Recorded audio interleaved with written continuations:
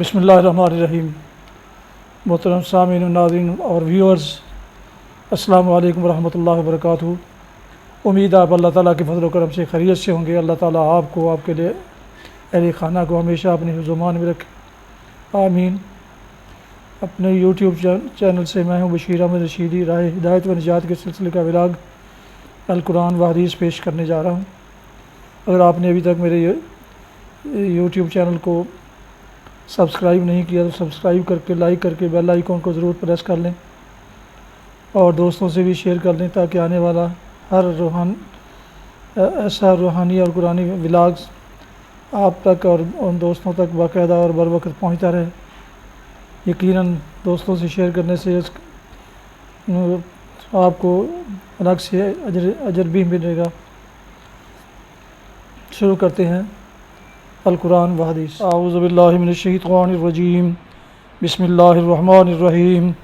قل من ینجیکم من ظلمات البر والبحر تدعونه تضرعا وخفیہ لئن انجانا من هذه لنکونن من الشاکرین قل اللہ ینجیکم منها ومن کل کرب ثم انتم تشرکون۔ صدق اللہ العظیم۔ ابھی آپ سورہ الانعام کی آیات مبارکہ 63 اور 64 کی تلاوت سماعت فرما رہے تھے، اس کا اردو ترجمہ پیش کرتا ہوں۔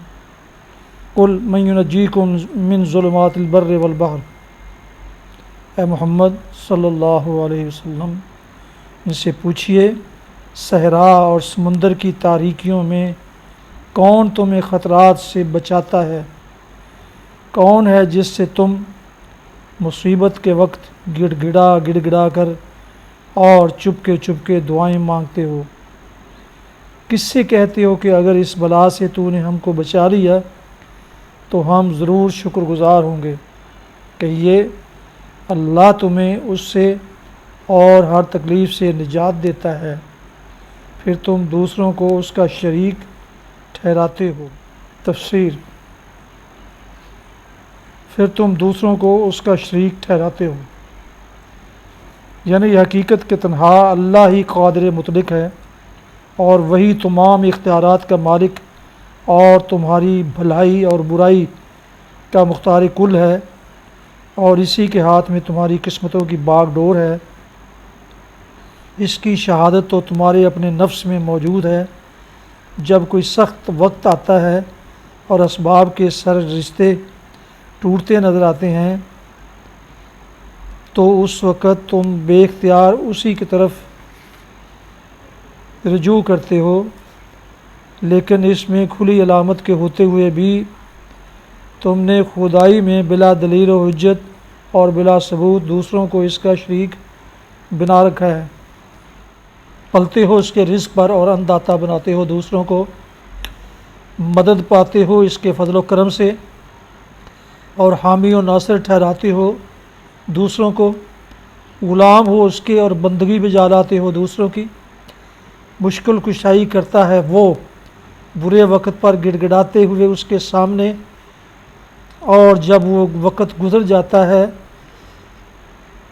تو تمہارے مشکل کشا بن جاتے ہیں دوسرے، اور نظریں اور نیازیں چڑھنے لگتی ہیں دوسروں کے نام کی۔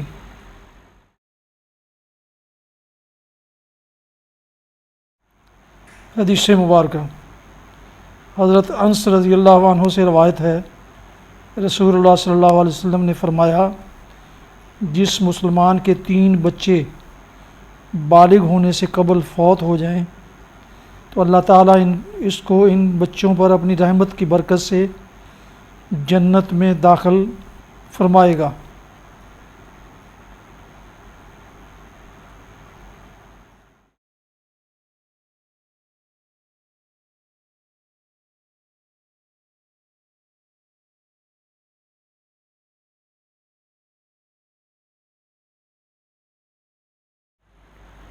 محترم ویورز، یہ تھا آج کا راہ ہدایت و نجات کے سلسلے کا ولاگ القرآن و حدیث، جس میں آج سورہ الانعام کی آیات مبارکہ 63 اور 64 کی تلاوت، ترجمہ اور تفسیر بیان کی گئی۔